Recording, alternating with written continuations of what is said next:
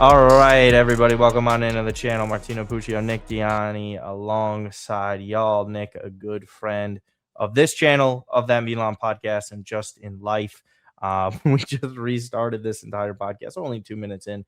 Prior to that, Serie A season just a couple of weeks away. We just wanted to have wanted just an overall Serie A talking episode. I mean, I've been talking so much Milan with Sant'Angelo the entire time. I just really wanted a deeper and broader discussion on the league, and you're one of my main guys that I always love to talk to about it. We text on the regular about this league and just in general. So happy to have you back on. Obviously, co-host of the Kicks and Picks pod, soccer betting show, alongside Scotty and Coach Stevie. So again, welcome back, Nick. How you Appreciate doing? it, brother. Thank you for having me. Always. Yeah. So listen, Serie A, couple weeks away. Like I was saying before, starting the same weekend as the Premier League. Very rare sight. Lots to happen within the last month in terms of transfers, especially all the big clubs. It's funny enough that the most action that we've seen is Como and Fiorentina for the most part, as far as it goes with additions. Roma kind of adding some pieces here and there, but not household names outside of like Santiago Castro, which we'll discuss. But what's your overall sentiment heading into this season? I know we were kind of just touching upon that before we had to have the restart here. Yeah, I was going to say, almost going to give us credit for starting the league earlier, but you made the point that it's actually the Premier League who pushed their start back. They're the one adjusting to the World Cup. Yeah. Can't give Italy credit for anything, unfortunately, these days. But now I was going to say, double whammy of like negativity, right? We had the World Cup that kicked off here in the U.S. Everybody was miserable about it. Then the tournament started, and it was a lot of fun. There was games on all day. The level was decent despite adding a ton more teams. We got a deserved winner at the end. Everybody's on a high. And then we have this lull, right? This lull between World Cup and waiting for Europe to start. Well, most teams, most fans are excited because it's a short time period. Then there's us, and you alluded to it. Every league, every team out there on the planet is spending money, and I'm looking here at transfer market for Italy, and I'm trying to recall the big moves that have been happening. And what are we doing, bro? Like, what we're just, I'm feeling the double effects of like the state of Serie A, the brokenness of the league, the unwillingness of these owners to budge on certain stuff. And we are paying year after year for the ineptitude of Italian football. And we had Maldini and Leonardo come in to the national team. Then that saga lasted about a day. Pirlo, no Pirlo, and like it just overall, I'm like really struggling to get excited, right, in a way that I never have been before. And the only new stadium we hear about is for a 5th division side, where people are like getting angry at me on like different. They're like, you don't understand. It's for like the region. You don't get it. You're saying Toronto wrong and all this stuff. You're sounding like, just shut up. The overall point is that we have capital clubs, we have northern clubs, and other relatively big clubs like Napoli unable to build stadiums. And we're sitting here talking about like the lack of aesthetics first and foremost. I think there's some positives that like the mid-tier clubs in Italy and Serie A are ran relatively well. And I think that's a very strong and important factor for this league moving forward. I know your club is obviously not a part of that. They've massively declined over the past few years, and there's more and more stuff you see out on the regular with Lotito, and he's just not getting it. And I believe the stat was, I don't know how accurate, 90% of season ticket holders have rescinded their season tickets. And it's potentially costing Lazio over 20 million, which again is going to hurt a lot for somebody like him, Claudio Lotito. That is, Yep. Some guys just don't take the hint. They haven't had a sponsor in 10 fucking years. I mean, it's just only like pretty much his only source of income. And I know you agree with me with this, because it's funny because some fans get a little bit insecure when you're ripping their club, even if you might agree with them, right? Like if someone wants to rip Jerry Cardinale, you think you're taking a rip at me, like go for it, man. Like I don't care. Like we're ran terribly. Just like I get some Laziali at times upset at me for ripping Lotito because he fucking covered a debt 20 years ago. Right. And now that is supposedly a debt for life. Right. And I just don't understand the logic behind it. None. And excuse the language with it just for the listeners. I know you don't care.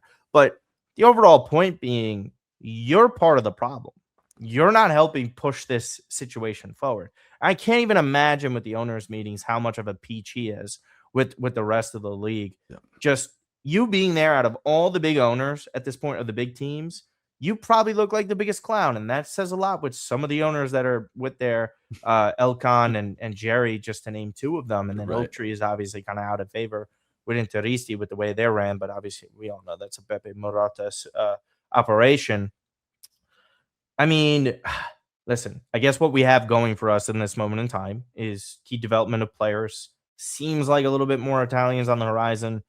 I'll believe it when I see it in terms of opportunity for some of these guys. And then you have the parity of the league not having a consecutive league winner since Juve. So basically, since post COVID, we've had a new winner every single year, even though there's been just 3 clubs. For me, where I'm looking into this, maybe it's a fallacy, maybe it's just like an overall point. I kind of don't see how anybody topples Inter at this current moment in time. And again, have to get to that point with Kivu. How does he do in year 2? Are there adjustments made? Do they adjust to him? How do their additions work out? How much does Bastoni, I guess, deal with like the issues overall? There's just so many talking points. Where do you want to start? Yeah. If you're looking for me to bring an alternative viewpoint or disagree with you, I don't think I can do that. I know we don't do that much. Yeah. I think Inter are just the class of the league. I mean, I'll tell you that I can raise my hand and say I was absolutely wrong on them last year. I thought Kivu was going to be the big weakness, right? A squad that was getting older, Kivu coming in without any experience. And I thought there were teams that were ripe to take advantage of that. And Inter dominated. They outscored everybody. They were solid in the back. I know they had some goaltending issues, but they did what they needed to do. So shout out to them. I would say that my biggest question mark on them is how are they going to finish this transfer window, right? You kind of mentioned we still have about a month started, I guess, right? Started, but dude, the biggest thing to me is like you see these dollar amounts going around for all these players. And especially players coming off of a solid World Cup. How does Denzel Dumfries only go for 20 million euro? Like, that's insane to me. I know he's 30 years old. I know, injured some of the time, but you couldn't get a little more money for this guy. That's mismanagement. Good. I don't think you're completely wrong, but I think negotiations become really, really difficult when Real Madrid enter the conversation because of the leverage that they hold. And I don't even think it's it's just like a trump card that they have, similar to the Dodgers at the current moment in Major League Baseball, where it's like, yeah, we will offer the most money likely or in that atmosphere or stratosphere of financials, but we're still the biggest name. And players are going to want to come to us no matter what, right? Like Kylian Mbappe, we'll get him on a free. Fine. You don't want to sell him to us? We'll just wait. Right. I guess Inter had an opportunity to kind of cut their losses, so to speak, because Dumfries was clearly wanting out of that club. And that was, I think, even right after that Champions League final loss to PSG. I think he was done. Fair. Then it was just sort of a little bit of a lost season for him. He's a talented enough player there. But yeah, Inter's really kind of just looking at the Stankovic of the worlds coming in, who seems to be a player and could make an impact after a good year in Belgium. Then you're kind of looking at a Bastoni situation that's a little bizarre. They haven't added like a true top center back. I know John Stones is in there, but that's not convincing. That's just another token free agent signing by Inter. It's not really like a move that kind of is a bit seismic. When Hakimi and Lukaku were purchased, you kind of knew Inter were serious. They meant business. Right now, I think where Inter are is that they're fortunate enough that the rest of the league is relatively far behind them, and they still have the best 11 on paper. The majority of their players are still in their prime. I think Barella is kind of past it. We'll see what his role is. Rumors of dropping deeper this year. I think that's sort of something that needs to happen for him. This guy can't press. I think you're looking towards the end of someone like Hakan. We'll see like an Acerbi out the door. How do they replace their goalkeeper situation? There's some question marks for Inter. They had a poor Europe campaign. Nobody can deny that. That was the biggest damper on their entire season. They dominated domestically. It wasn't even a question. What came down to it was that Bodo Glimt tie where they were completely outclassed. I do have some question marks about them, but Nick, I don't necessarily think that this is. They have had massive sales, like the year when Inzaghi came in, Mhm. and then Conte had left, and there's a lot of issues with that. There isn't a Conte managing once a week for a Napoli side where Inter still have an incomplete squad. I'm looking across all these other quote unquote competitors. I'm really not convinced by anyone as of today on August 4th. Like Juve still don't have enough. I'll talk about Yildiz in a moment. I'm not fully there physically. There's something off with him. Yep. Then the Comos of the world. How do you handle Europe? Roma. How do you handle the Champions League in this? And is Gasperini happy? Did you get the proper players that he wants around him? Milan. I mean, how many holes could you have? Right. Napoli. I mean, potentially due for the biggest regression. We'll see. But that's the thing. For me, I understand the arguments in the past. Maybe Inter does regress a little bit, but who's like really made a jump for you this summer so far? That's like, okay, that's a real competitor for Inter. Is it a Juve? Because they've had pretty decent business in the past week or so, but No, you hit the nail on the head, man. You and I think, talk about it a lot. Something about continuity, keeping a squad together, keeping the same coach. Right. Not every Serie A team has that luxury, and Inter now have it again. So, I mean, that's a leg up right there. You mentioned some of these other teams that, I'll give my thoughts on them as well. I mean, Napoli, I think, had a decent campaign last year, considering their lack of goals. So a lot of injuries, to be fair, but yeah, but not a super deep squad. So how did they remedy that? They really haven't. They brought in Max. I know Max, it splits a lot of opinion. I'm a bigger Max fan than most, but at the same token, he hasn't put up any results in the last 4 or 5 years that he's coached. So, I mean, if he wants any shot at being considered for anything ever, he needs to win something with this Napoli team, right? This is his last big opportunity, 100%. I absolutely agree with that. We're talking about a Roma team. Like you mentioned, listen, bringing in Malin has been awesome for them. I know they made one other signing that was decent, and it's skipping my mind right now. Do you like Santiago Castro? Castro. Or is it... You mentioned Castro. I think, listen, super young, knows the league, can easily give them double-digit goals. So does that get them over the hump? Maybe, but, this is a team that lost 11 games last year, right? They started off horrendously. And if they didn't go on that miracle run towards the end of the year where they did what they needed to do, but Milan, Juve, Atalanta exactly. all fumbled the bag. It wasn't so much as Roma playing that well. It was, first of all, I'm not going to say purple patch with Milan. Unsustainable stretch, that's for sure. I don't think he's as bad as some people who are like, oh, well, like he's never going to do that again. There's no way he's scoring at that rate in Serie A like that again. I'm sorry, that pace was ridiculous. He almost won Capocannoniere, which is also reflective of where the league is in terms of striker talent too. So it's not necessarily just him. The Gasperini system in year 2, you would assume, is a boost for them. They made Champions League in spite of what was going on with them.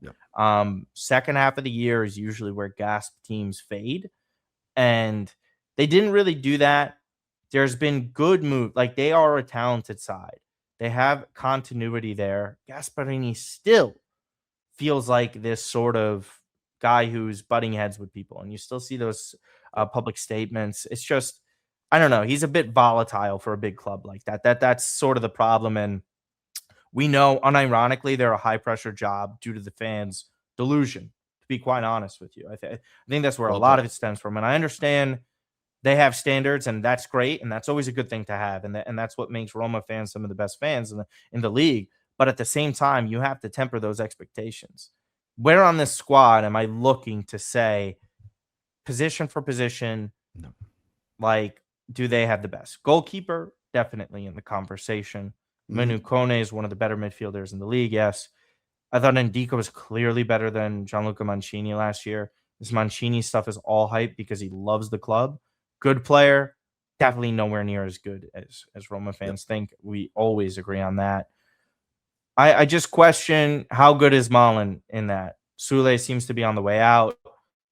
Dybala they love, but he's on one leg all the time. It's not really a knock on him. It's just facts. Like, he just can't stay healthy.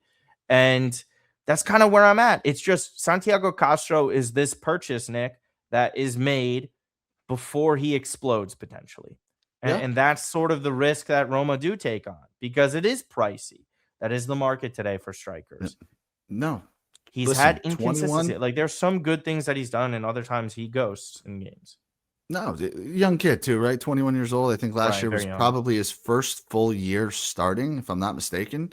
But Right. in the right environment, could he bring double-digit goals? It's a possibility. I agree. Yeah. But outside of Malin, I mean, every other forward that Roma has brought in over the past 5 years has flopped. Dovbyk was a guy who won the Golden Boot in Spain, comes right over. I don't think he scored 10 goals over 2 years.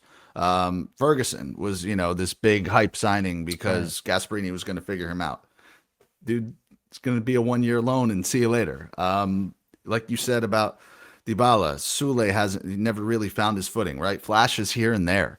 So, is Castro the answer? Is that what you're going to put your title hopes on? 21-year-old kid who's, going to come to a new team in a the new Champions system? League now, where it's a bigger deal. It just They need is. another signing for sure. And you kind of mentioned that midfield. I just think they're so weak when it comes to depth. They just, these guys get injured all the time and they have a ton of profiles that I feel like don't mesh well together. I like their two young Italians in Pisilli and Gigliardi, excuse me. Those are two talents. How much they develop is solely on Gasperini. I'm a big Wesley fan. We'll see how he bounces back from the injury. There just is talent with Roma. It's an incomplete overall squad, and the depth that they don't have. And it took all of that from Daniel Malin Right. down the stretch to just get into the Champions League. Right. For Milan side that couldn't even win a fucking game, right? Especially after that Lazio match. And then you're also looking at what a Juve side that was also capitulating at the same time.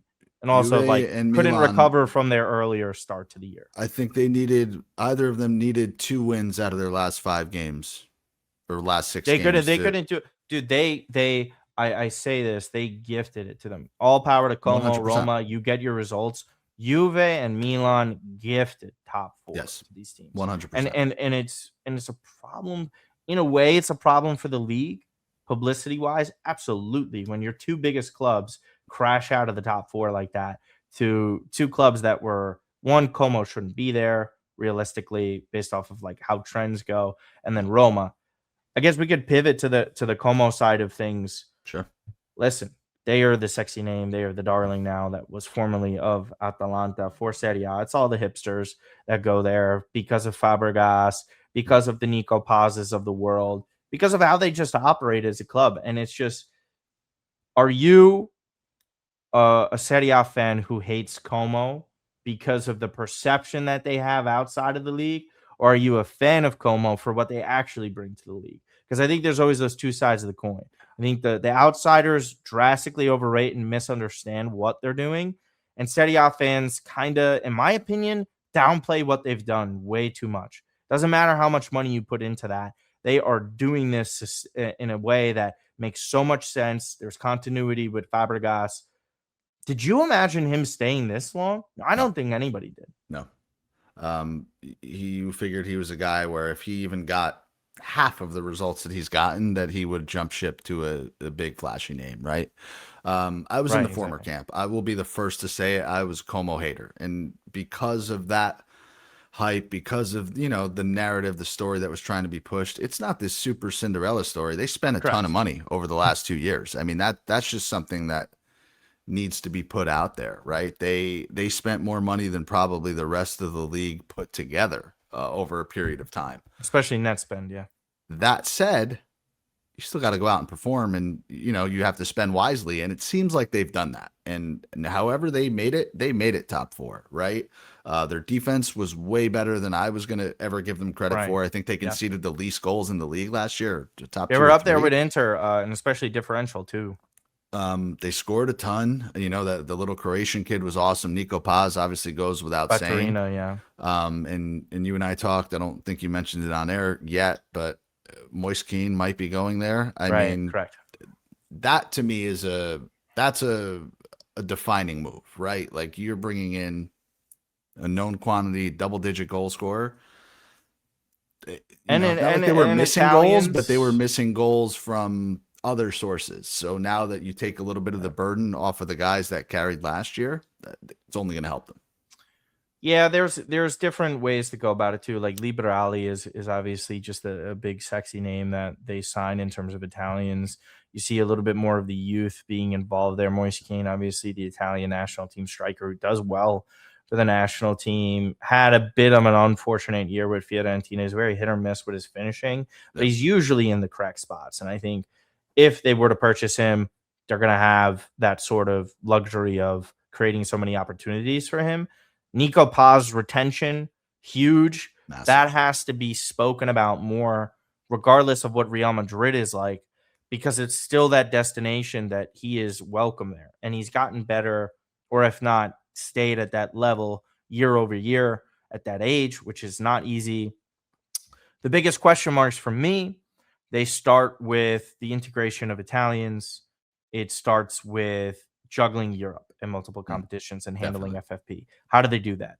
Every time you hear their owner talk and their president, I'm personally blown away by how competent he is and his overall understanding of what's going on. They're sort of doing everything the right way. Giao is another one of these guys that I'm really a fan of that they signed as well. They've done a good job, and I know there's other players that are escaping me. I think Trevor Chalobah has just signed for them too, which is, listen, respectable enough for where they are as a club and the player, like to who they can or can attract. He'll be fine in Serie A. I think he'll be an okay defender. It's just obviously the level of Chelsea and what their standards are different to what Como has. I think for me with Como this year and what their expectations will be, depends on how they finish the market. I think it's just qualifying for Europe again. Whether it's Europa League, I don't think that they would be devastated if they got knocked down there, or just competing in Europe.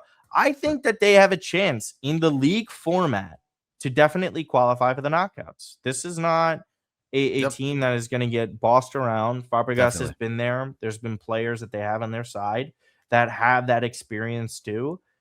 They don't seem scared of like either like the big sides either. Like we see that happen. They go and play their game no matter where it is, home or away. Very good home side too. I think Milan were the only ones to have beaten them at home last year. Oh wow, so crazy. Or they're one of the teams at least. Which was funny because they got dominated that whole game, and it was just one of those where Milan finished chances out of nowhere. And we'll talk about it when we go to the Scudetto winners or top four stuff. Como, for me, need to add more with goal scoring prowess. So, like, if it's a Moise Kean is in there, I think they get tossed into an entirely different conversation. I agree. It elevates their tier. Where else do you think that they kind of have to uplift themselves? Is it the midfield, outside? Yeah, you almost wonder if they need a little bit of veteran presence because the squad is so young, which is great. But over the course of now second season with some real expectations, juggling multiple competitions, do you bring in that 27, 28, 29-year-old Serie A veteran or, maybe somebody from somewhere else? They don't have to be from Serie A. Federico Gatti. That, you can never have enough depth as we've seen, with the Napolis of the world. So what do they do to reinforce the squad? I think, the talent is obviously there to make an impact. Goal scoring, as you mentioned, would be the one main focus because you can never have enough of that. But you hit the nail on the head, dude. I'm looking at, the top 7, even from last year, right? Who potentially could even jump them to unseat them? Like I'm looking at the 7 from last year. Inter, Napoli, Roma, Como, Milan, Juve, Atalanta. Who in Serie A is jumping any of these teams? Bologna, Lazio, Udinese, Sassuolo? No chance. I don't think there's any chance Bologna regression, obvious. That we see a different 7. The order will obviously be different, but I don't think there's any team outside of Europe last year that gets into Europe this year. I'm not a big Atalanta. I want to give some respect to Sarri because he did his best with Lazio in that situation. He's flawed still, and he's not quite antiquated, but he's stubborn enough to fuck up. And when I say that, I mean cost his team valuable points by that stubbornness. Atalanta really have to nail this hire because they've already gone through two different managers since Gasparini left. Hilariously hired Juric for whatever reason with the relation to Gasparini. It was one of the dumbest hires on paper right off rip. Everybody knew it. Then they got Palladino in there, who kind of salvaged the season in a way. There were injuries. It was a cycle right after you lose your greatest ever manager in Gasparini. Then you're in this your transitional phase. Yes, Sarri needs to stabilize the situation. Definitely. He doesn't do that. It's one of his final jobs in Serie A for like a competing European club. Definitely. And it also throws this Atalanta project as a whole in an influx, like of like not an influx, sorry, just in hell. Because then the project is the legitimacy of it goes down the tube, right? We talk about it could take years to build up a reputation and only take seconds to ruin it. Feels like Atalanta at this current moment, that might not be the destination for these young talented players to go to, right? The Kristovic, the Samardzic of the world, like that. I'm beginning to question that project and where they are. Honestly, I am a big questioner of what they're doing. Like, yeah, I'm sorry, it's just Palladino. You could argue could be him. We see how he crashed out with like Fiorentina as well. Come on, like it's a carousel now. No, definitely. And listen, they're still a well-run club. They're still a selling club, but I'm not knowledgeable enough to know what their academy looks like right now, or who they're scouting for over the next couple of weeks, right? Because they have done zero business. I don't know one player that they've brought in, right? So used to be that people would want a second chance, would want to go play for Sarri, maybe even would want a chance to be in Europe, right? Because it's still a club that is in Europe and will very likely make it next year. I don't know where they go from here. I don't know what the strategy is. The Palestra money went to what? Yeah, 60 million, right? Or just about. So what are we doing? I don't know. Scalvini's still there. Scamacca, two guys who were severe injuries. I was going to say, almost feels like new signings, right? If they're healthy. Scamacca, if I'm them, I'm dumping him as soon as possible. I don't even know why they're bothering. And then you're also looking at, obviously, Scalvini has to prove his health. Otherwise, I think he's talented enough to make an impact. I worry about him. I'm out on the Atalantas of the world. I guess we'll get into the two biggest clubs right now before we get into the other part. So who do you want to start with, Juve or Milan? First, we go Juve, and then Milan's bread and butter. Sure. All right, Juve. Listen, when did they get Ricky Masada was beyond me. That just like happened in the middle of nowhere. I guess we'll start with some of the additions. You have Kolo Muani, who's basically evaded them for quite some time. I don't believe Vlahovic is officially back. He's still a free agent, I think. Free agent, yep. Which says everything about what he wants in his contractual demands. It's obvious he's delusional. I'm not even gonna try and pronunciate, but the Bosnian kid who dominated Italy, Begovic, whatever his name is, Blevovich, probably wrong. I haven't tried to getting used to that yet. Basically, stole him from Chelsea. Good move there. Little interesting though, because it kind of highlights Spalletti viewing Kenan Yildiz as a central player as opposed to a wide player, where he was so good for I guess the past 18 months. Defensively, I got question marks. Bremer cannot stay healthy for an entire season. Fairly evident. I thought Kalulu did a fine job last year for them. They've had good players. Performances were here and there. Spalletti is very streaky as a manager. His teams get streaky results. We know what happens when he hits March, but March this year was pushed back a little bit because he took over later. People didn't factor that in. There's talent there offensively with Juve. I question the midfield a little bit. Kepa and Thuram basically definitely regressed last year. Locatelli, definitely a good season. Still not as good as some people think. I have question marks. Cambiaso seems like a boneheaded mistake is always up his sleeve. There's just more question marks with Juve. Talent on paper is there. I think they'll be better as a whole because they don't start off with Igor Tudor. And Spalletti's still a decent enough manager. Where do you align with Juve? I think on paper there's talent, but there's still question marks. Yeah, but I mean, you have to ask yourself, what's the ceiling? Can they win the league? I mean, I think they're a top 4 contender, quite honestly. Absolutely. I think second, third place is not out of the question if things go right. But you hit the nail on the head, man. What did they spend, right? Openda coming back, Colomwani, like that's a lot of money tied up in 2 guys that don't guarantee a ton of goals. So we need to see what they're going to get out of these forward positions, especially if Vlahovic doesn't come back. You mentioned Thuram down year. I agree. Locatelli, very good year. Weston McKennie, very good year. Very good player, by the way. The only people who don't rate him, I think, are Serie A fans. But, what's those 2 guys seemingly played to the ceiling of their capability last year, right? Can you realistically get a better year out of Locatelli or out of McKennie? I don't personally think so. Yeah, I agree. Yeah. So, what they better figure out how to get more goals and how to stay healthy. You hit the nail on the head in terms of defense, and goalkeeping has been an issue for them. Like since it's a disaster. It seemed like they were in on Suzuki, which also just shows to me personally, they don't know what they're doing.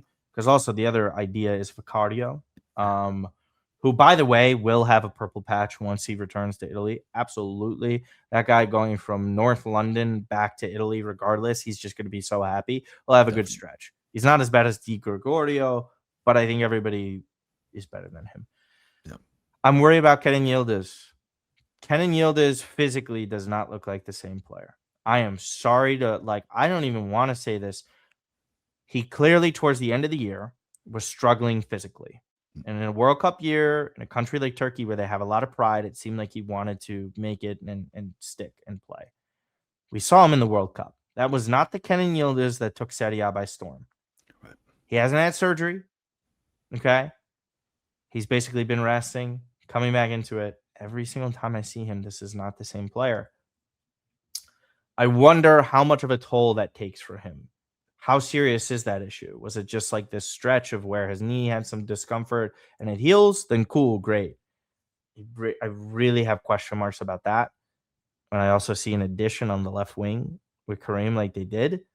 I also think that injury is worse than they're letting on. And it also means that Spalletti views him as a central figure, as a true traditional number 10, centrally.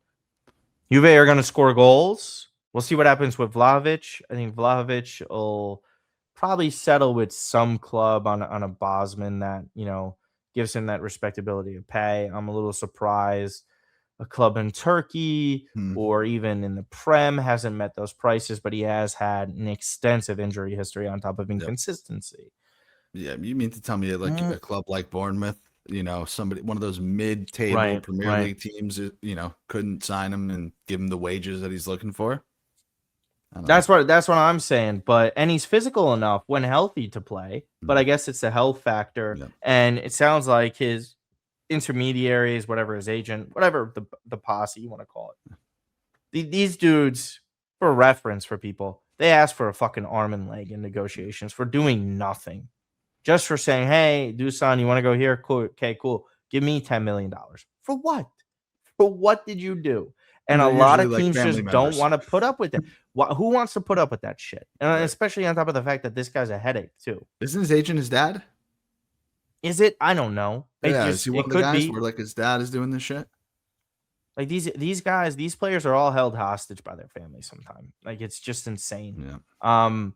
FIFA never cracked down with those regulations that we have over here in the States. Agents can't get more than like a certain percentage. I think it's like 5 is the max, but either way, that's a substantial amount. That's kind of where they're at. Juve for me, top 4 contender. Yep. And we'll go down to my squad here. I mean, listen, just a total capitulation last year. I mean, they were choke artists. I think everybody knew, and if you watched the full 90 minutes, listen, there were critical injuries for a team that played once a week, which is just insane to me. However, creation, lack of a striker. Nick, they had 1 goal from strikers last year. Yeah. I mean, it's impossible to do worse, right? How do you and they just missed top 4. So like in a way you could say, okay, biggest turnaround in terms of goals conceded from year over year. Credit to Allegri, but also a discredit to Allegri for how he managed the end of the season.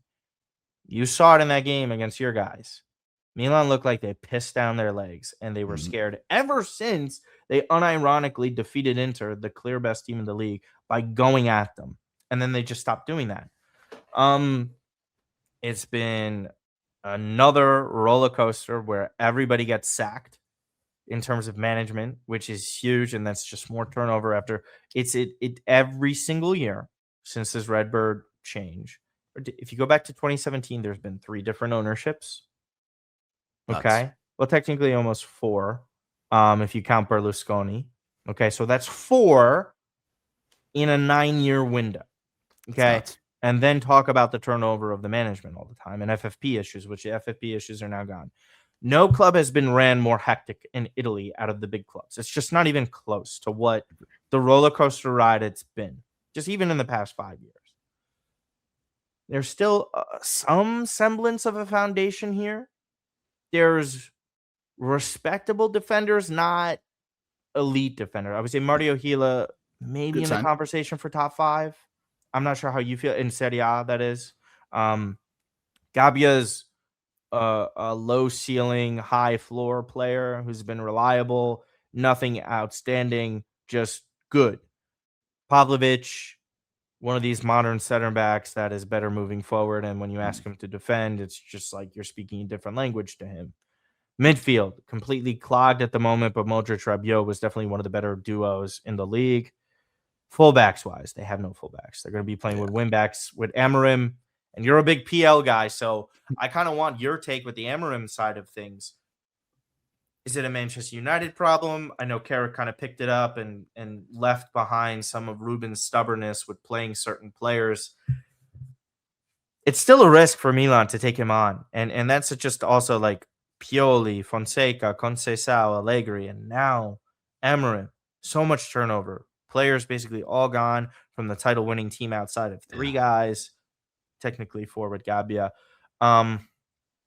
Where are you at from your perspective? I know that's a lot of movement. Gonzalo Ramos, obviously the big ticket signing. Milan have not been able to offload players, which has prevented a lot of filling other holes within the squad right now. It's funny, man. I find myself as like a growing Milan fan by default over the years. That's like you really do. I don't know why you hype us. As our friendship has grown, a lot of our listeners and people we interact with on our show are Milan fans for some reason. Every week, every year, I feel like there's value in betting on Milan, so I get invested because I get sucked in.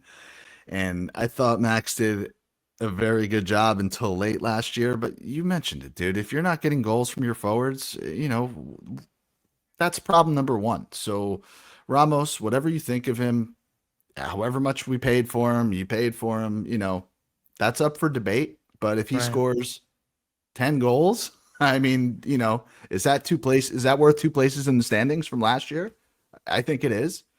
So I think solid signing if he could stay healthy. Gila, I really liked at Lazio. Again, another guy that wasn't always healthy. For a 25-year-old, you'd like to see him has already picked up a knock in that Celtic friendly where his hamstring. Yeah, that's not the start you're looking for. But Amorim, as far as he goes, tough to judge anybody solely on a very short United stint. He obviously did terribly there, but so did 12 guys before him. Correct. But I also don't put a ton of stock into how good he was in Portugal, right? Like that's also an unknown quantity. So I think I'm not judging him on either his success or his failure. Let's see what he can do here. A very, very highly rated manager by many clubs for many years.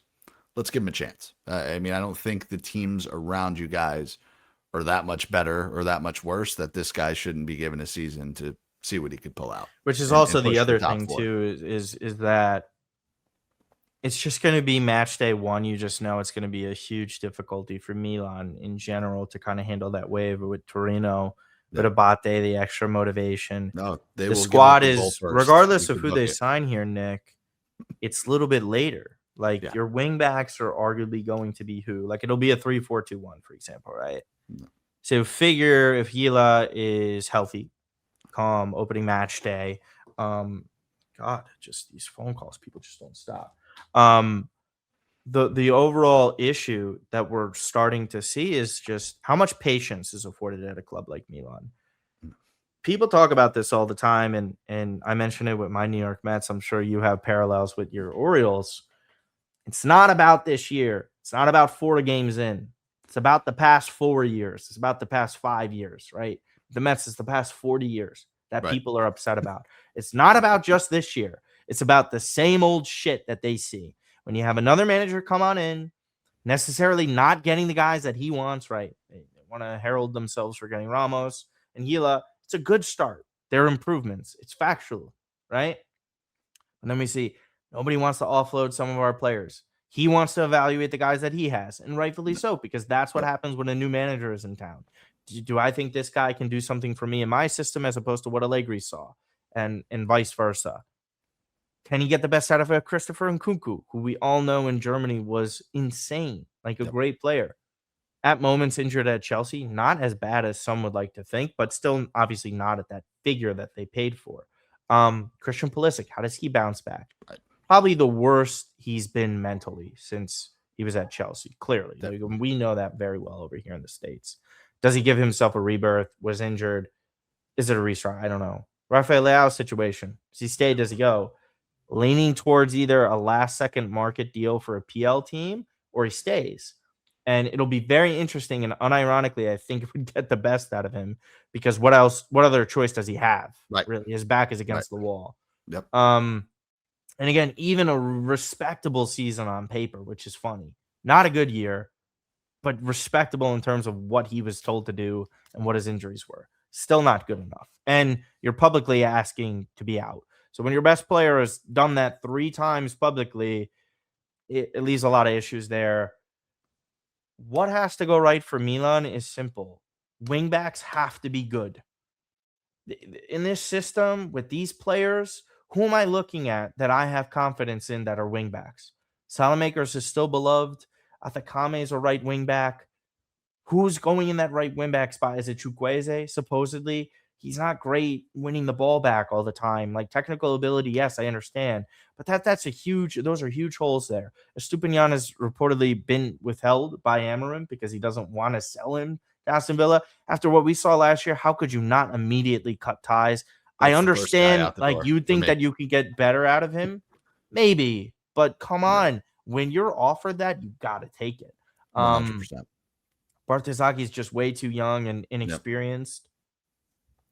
Guys behind. You lost Jimenez, right? Santi's not officially gone anywhere. He could go to you. Sorry, the defender. Alex Jimenez was sold already to Bournemouth. Yeah. They triggered that option. Then the stuff came out, and he was sold to Fiorentina. Whatever. Who probably could have been useful in this system, but again, you don't really want to touch anyone that had the issues that he had. There's too many question marks with Milan. I'm sick of it. Every single season we go into it, and you're like, foundation, Magnan's great. Yes, absolutely in the conversation of goalkeeper of the year. Gabbia, reliable. Pavlovic did better. Do you rely on him? Just the defense would concede some of the shittiest goals you've ever seen. I'm not really sure they've gotten rid of that yet. Right. Midfield's got talent, and I think that's the ultimate ceiling here for them, or what changes their ceiling. What does Arden Yashari do? You spend nearly $40 million for a guy. Yeah. You view him with that money spent as hopefully one of the best midfielders in Serie A. If he does that, which I'm not really sure, like I don't know, I doubt it. That completely changes their complexion.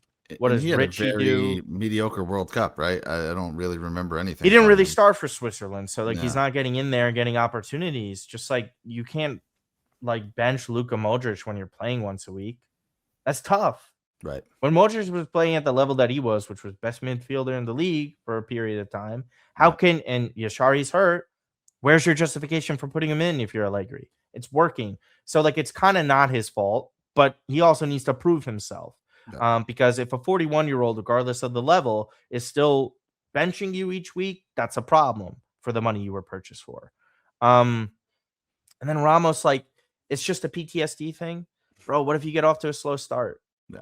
What happens? 75 Yep. million. They already don't like you here. Right. The ownership. It's just it can snowball fast with Sure. Milan. Sure. I think they have to get off to a good start, but you also can't put that on Amorim in a way like it takes time for results. Pioli was terrible at the first start with this team. They were afforded a break with COVID and came back. 5-1 Atalanta lost, the infamous one where Gasperini is dancing. That was under Pioli right at the start. And you're kind of fixing a team that's been spiraling the past couple of seasons. It's just too big of a question mark for Milan. They, as of today, it's the top 4 contender again, very much like Juve. I have way too many question marks, and this is why Inter it's a huge for them for this league. So yeah, let's just get into the kind of predictions, I guess, in the last 15 here. We'll go with the top 4 first. Inter, Napoli, Roma, Como were all the Champions League teams that have qualified this year. Nick, who's in for the biggest regression, and why is it Napoli? I think it is just because they haven't reinforced that depth that they need. I don't think they've solved their goal scoring issues. And I don't know what's going on at goalkeeper for them either. Same type of thing. Sounds like they want Milinkovic-Savic out.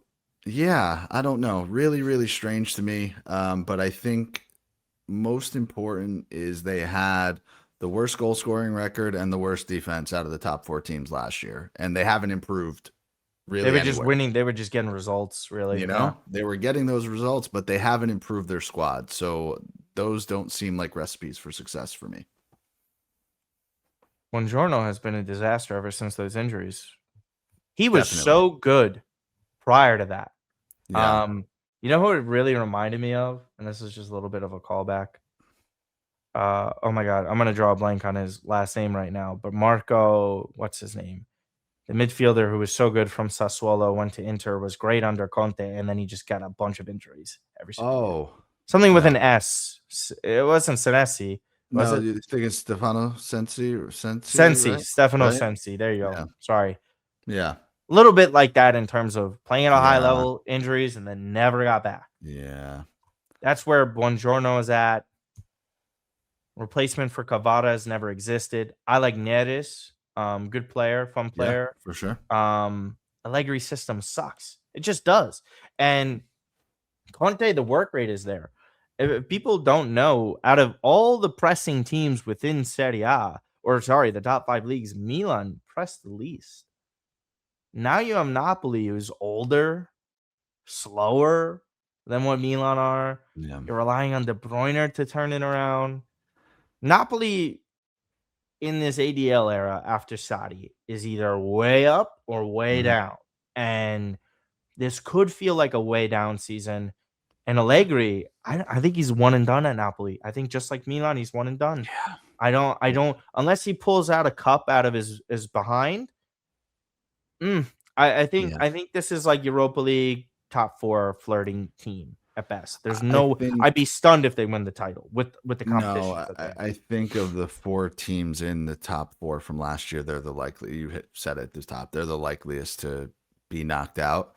And we talked about Locatelli and McKennie from Juve. Like, let's talk about McTominay. I love McTominay. Can he play any possibly better than he has the last 2 years or last year and a half? There's no way. I don't think it's possible for him to do much more. So that's tough. Fitting weird in an Allegri system too, right? Like we're off of the striker in the 3-5-2. Yeah, I don't know. Again, like I said, least goals scored, most goals allowed in the top 4. They haven't solved those goal scoring issues. Going to be a tough one for them. Yeah. So your top 4 predictions then, if you were to have to pick 4 teams to qualify for the 2027-28 Champions League, Nick Dianni, who would you pick in Serie A? Yeah, gun to my head. Inter, I think, obviously stays there. I think Roma, Como, and it's a toss-up between Milan and Juve for me. I think Milan has a little bit more upside. Gun to my head today, I'd probably take Juve because I think there's a little more depth. I think Spalletti being a more proven commodity within Serie A. I think the biggest question mark around these top clubs in Serie A this year is clearly Milan. Yeah. What if Emerim was that good? What And there you have if it. they get back? I think them getting back to pressing principles is very important. They've abandoned that with Fonseca and Conceição. Say the worst Pioli season, outside of the one where they qualified for the Champions League, right? When they finished second place to Inter, when Inter won their 20th, Milan were clearly the second best team in the league that year. If they weren't doing a good job of holding midfield and not conceding goals, they were scoring a ton. They had a bunch of talent there. They can do that. I think in a system with Amorim, they have that capability. What's the midfield ceiling going to be? I agree with you. Inter, Roma. I'm going to actually knock Como out of the top four because I question them handling multiple competitions the first time that club will have to do that. I think that just presents issues. And then, yeah, I think it's Juve and Milan really kind of battling that. Juve, Milan, Como really battling out those last two spots. Definitely. Roma, same thing too. I would throw them in that tier, but I trust Gasparini. I think they have the goal scorers to do it that are a little bit more reliable. But yeah, that's kind of how I see it. I think Roma is going to be fighting second or third. That's where I thought they were last year, and I think they're going to be doing the same. And then just, yeah, Milan and Juve, it just really depends on how streaky and what their consistency is. Their defensive question marks are huge. What does their midfield do? I think everybody, if healthy with their attacks, likes their attacks. In my opinion, I personally do. Because if you can get a healthy Pulisic and Kunku, just even Ramos there as well. We'll see if Camarda can make an impact. I think he will. Who adds double-digit goal scorer? That's really what it comes down to, right? Mm-hmm. Does Ramos get you 10 goals? Does Castro get Roma 7, 8, 9 goals? Does Moise Kean, if he goes there to Como, does he add? Which is the other thing into too. This is on August 4th for reminders for everybody, by the way. Because to me, I mean, that's you're talking about 5, 6, 7, 8, 9 points in the standings, by adding a goal scorer like that. I think in certain instances, and not necessarily with any of these teams, but back when Roma brought in Mourinho as an example, like they were in 7th or 8th place. I know he didn't exactly get them over the hump the way they thought, but like bringing in a coach like that has to be good for 5, 6, 8, 10 points, right? Yeah, 100%. If nothing else changes. So I don't know that there's any material changes in coaching outside of, we talked about Napoli and Milan. We don't know. It's an unknown quantity with Amorim, but to me, it's about who's getting the goal scoring. That's the big X factor in these three teams on what their ceiling is. Do you think there's any world where Ramos actually kills it with Milan or no? Why not? Oh, because of history? The past 15 years? He can't. He literally can't do any worse. He can't. Well, he could technically. He could get 0. He could tie Santi, but the likelihood of that healthy, no, I doubt it. Yeah. So, is it a situation where he gets a goal first game or two of the season and the floodgates open? He's tied, right? Yeah. Depends on how he gets off running. Yeah. Had that game winner against Croatia. Listen, Scudetto winner. I think we're both here saying Inter, but we're also betting men, and we don't like minus 105 for a title winner.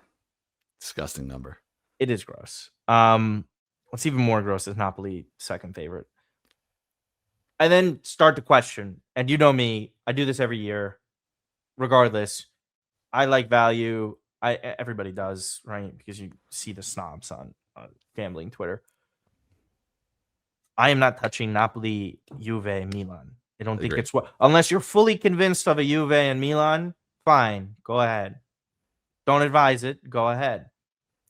For me, it's clearly Roma or Como for the odds for the title. And as of today, on August 4th, Como even being behind Atalanta is batshit.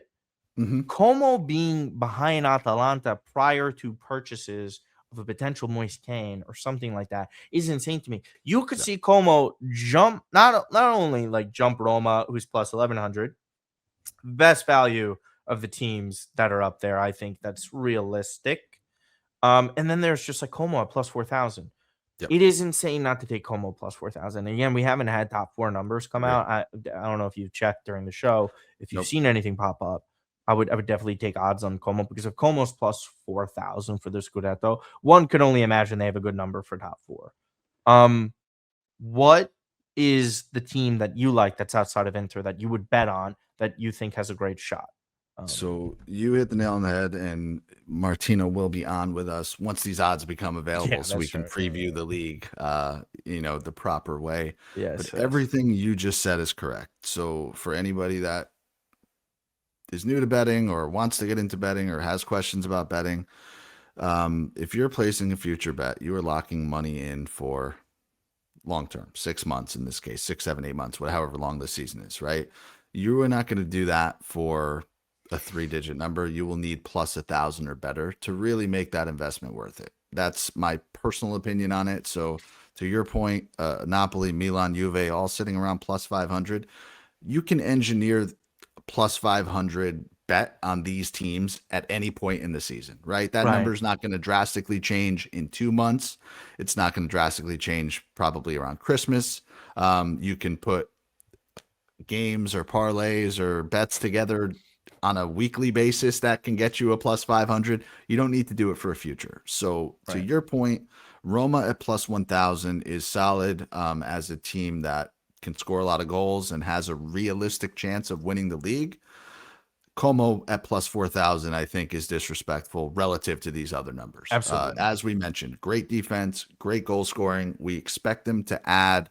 They're going to have that continuity, and this number should only get worse as the year goes on. So this is not Nick and Martino saying Como. Oh, they told me Como was going to It win could the get league. worse in a week from now. Literally a week from now. Right. That's like the thing, like with the market. Yep. The transfer market, not the betting And market. you could trade that position, right? If the number goes to plus 2,000 because they signed a striker, guess Still what? a great They're going to number. offer you. Still a They're great going to number. offer you a cash out, and you could take a return immediately, and you don't have to wait the entire year. So, yeah, not Nick and Martino telling you guys Como is going to win the league, but as a team that will be fighting for top four and potentially, if everything goes exactly right, a Scudetto, plus 4,000 is the best number you're going to find on a team that has a shot. So I'm with you 100%. Yeah, it just they were like kind of staggering considering where they just finished. Atalanta, this looks like a reputation sort of number here. Well, I don't get it. And I think it's only because there's really not any other team left that has a shot at doing anything, right? There's no other team that will even sniff the top four out of the remainder of teams, right? It'd be Bologna, stunning. Lazio, It would be Udinese, whoever. stunning out of those. It'd Yeah, be the almost Inter, an Napoli, impossibility. Juve. There's just, yeah, I agree 100%. Like you're just kind of looking at it. I know there's a bounce back likely for Fiorentina, one of the worst starts that they've ever had, and they stabilized it. I think Sassuolo is just intriguing as a club. Not saying to win anything or qualify for anything, but I think they deserve a little bit of respect there. It's just interesting to sort of see those markets. Capocannoniere, I know those are markets that are elsewhere. I don't think those really ever appear over here in New York, at least. I don't recall ever seeing it. Maybe on DraftKings on No, I occasion. haven't seen it You yet. really have to go to offshore sites for that kind of stuff. Not advising anyone to do that, just saying that's where they would exist if they did. It just, Serie A's odds are always just weird. And I think they're always kind of shit, honestly, for Scudetto stuff. I locked in Napoli last year. I thought Inter was a great bet for anybody who took it. And I haven't seen one of those tickets for what it's worth. Like, I don't remember anybody shouting out Inter before the season started. There were a lot of people who I loved it because I thought it was funny, obviously, as a Milan fan. But the ridiculousness and stupidity of people to say that they were going to miss top four was actually a real conversation on the internet. Like that was, and I know it's the internet, but like people like legitimately thought that they put in there like Inter fifth. And it's like, okay, listen, I'm just taking them out of the Scudetto conversation because I have question marks about what they are. And Kivu proved everybody wrong. And a lot of Inter fans, unless you're like a diehard Interista who is like Kivu treble winner, have to love him. You were not expecting that. Right. Sorry, bullshit. You looked at that. If you thought he had some potential, that's fine. But to say you thought what went down that year, you're full of shit, and we all know that. That's okay. But yeah, I think with Inter now, maybe is there like any question marks? How does Inter lose the Scudetto? Basically, is what my question is. Yeah, I We're not mean, talking about injuries here. We're talking about like no. does Kivu get into his head about rotation now? All of a Yeah, sudden, does like age catch Inzaghi. up to them? Really could be the only thing. But then you look at everybody else's midfield, and they're, I mean, similar, similar questions, I guess. I I don't know. I mean, they have by far the best attack in the league, the most depth. Um, I really, it would take a lot, I think honestly. Everything would have to go right for another team for them to not win. I think at even this not a point. great year from Thuram, complete wise, like it wasn't a Right. And he full does that every season. year, right? He starts the year like the first 2 months, like double digit Very goals streaky. by November, and then he finishes with like 12. Very streaky. They got a bounce back year from Lautaro, who won Capocannoniere. Yeah. I think where Lautaro is at mentally as a player, I think kind of the worst is over with Yeah. Inter in terms of like that loss to PSG. It's just done. Like it's okay. You've won a World Cup. You've made impact on Copa America. You had a good World Cup for Argentina this go around. I think it matters, and it's not to say this is how he thinks because Argentine players don't do this, but the overall idea of like I did all I could. It's not on me now. So like I think that's a huge mental clarity for someone like that, and he's just in the prime in Serie A for a player like this, where he's still in good physical shape. He's in the prime of his career, and goals will just come because he's just that good. And I know he has stretches where you're like, how is he missing the shit that he's missing? It just doesn't matter when Pio Esposito is likely going to be better. Boni, I question a little bit. He was struggling a tad, Yeah. but this is a really strong team. I will say this: if they keep Stankovic and Sucic, and they take a leap, then it's a huge boost.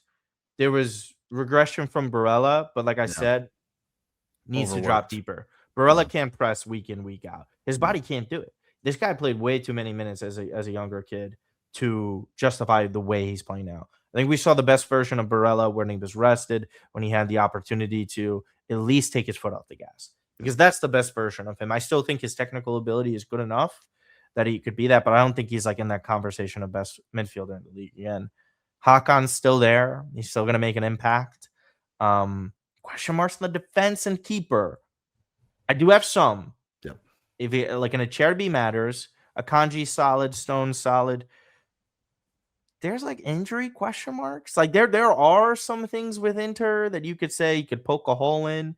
Their fans will tell you that, but just still, I think it's Inter's to lose. Definitely. So yeah.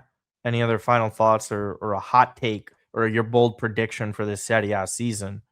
No, man, I wish I had one. I think said it at the top. The first Where does 7 from Lazio last finish? How year. about that? Oh man, I honestly today, 12th, 13th. I don't Well, know. I don't. I'm sorry, and because he's one of my idols, brother ain't lasting to Halloween. Oh, There's I no way would not surprise me. Gattuso is getting to November. There's Would not not a surprise me. fucking chance that this guy is lasting. There's just no way. The results, first of all, are not going to be there with this guy's style. Second, he fights with everybody. Thirdly, Claudio Lotito exists. I like the guy will fire you. Yep. And would he go back in for Palladino? Would Palladino accept? I don't know. Why would you want to? If I'm Palladino, I would never want to. If I'm anybody of respect, I wouldn't go to Lazio unless Claudio Lotito is gone. Yeah. Simple. I mean, it has to be a situation where you're a brand new coach and you're looking to prove yourself, and you kind of and it's house money. some of these results, right? You say, hey, I'm going to get some experience, and if the team looks halfway decent, that's a massive, massive win for me. But do I see Sassuolo, a Torino, a Udinese, a Fiorentina for sure leapfrogging this team? Very, very possible. I don't have a good thing. Also losing a top defender too. Big time. It's just and a somewhat reliable goalie. I mean, Provedel has gotten worse. Yeah, I know. He I was gonna bring him up, year, but like, yeah. But he got progressively worse. But at the end of the day, if you needed a stable goalie that you could rely on, you knew he was there. That now they got two young kids. The Rovella situation is he ever going to be healthy? I don't know. It's just is one of those guys. Who was brilliant before that, and then it's just like up in smoke. Yeah. We'll see. For Milan, I guess, as of today, I think they're just a top 4 contender. If this Agree. side wins the Scudetto, I'd be stunned. What it would need for Milan to do that is healthy defense, and Pavlovic doesn't drop down a level. Pavlovic, Gabia, Hila. Is that doable enough? Maybe. I think it's possible. I think Milan's defense, when they won the title, was not even that good, but they played well, so it's a little bit different. Yeah. Magnan's still top. It's a there's so much uncertainty, but the ceiling of the players that they have is really high that if Amorim gets the best out of it, it wouldn't be the most shocking thing that I've seen for them to go on a run. But I just there's going to be so many bumps and bruises along the way before things would go. Like if Milan getting off to a hot start would be stunning, to be quite honest with you. With the question marks, with the manager that they have, bro, they got Abate week 1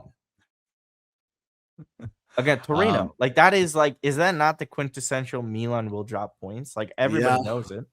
Actually, let me go look at the odds real quick. Torino to score first goal, like one of those where they come out the first half and get one. I think this is Milan's away, and I think they've only won in Torino once the past like 10 years or something like that. It was like a 7-1 victory. Milan does not win in Torino. Milan facing an Ignazio Abate who they unceremoniously sacked because he wouldn't play Ibrahimovic's kid. Yeah. How does that not say hit? Kind of does. It definitely does. Result, like the Torino result. But either way, Nick. Double-digit goals is what you need from a forward to have a shot. Double-digit goals. Who would have? Would you have thought you'd been saying that 20 years ago? No, nobody would. No. Thank you, brother. Always a great conversation. Kicks and Picks Pod. Nick, Scotty, Coach Steve, litany of other guests that are awesome and always tuning in. I love going on and shooting the shit with you guys. There's Prem action. There's other leagues as well. Obviously, Serie A but you guys' bread and butter, just for those who don't know, Serie A and obviously Premier League and every now and then MLS from what I know, but I can't tune into that. I'm sorry. It's good enough. I'm a good friend. I'm not a great friend. I can't. Man, I don't know. I've watched Serie A my whole life. We've been watching it before MLS even existed. But I would say to anybody, if you just enjoy take it for what it is. Action, MLS is a good product to watch. You get a lot of goals, a lot of energy. The Apple TV product is actually very good. It's just on Apple TV. It's just on Apple TV.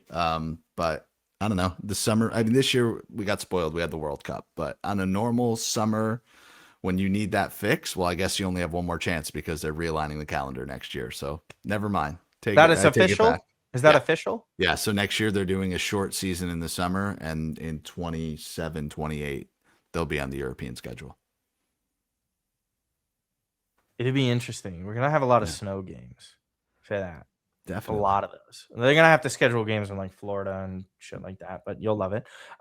Nick, anybody can go and follow you where? Yeah, thank you, dude. Again, appreciate you having me. Always a pleasure. You guys are the best. Love what you're doing here. Love what you do for your club.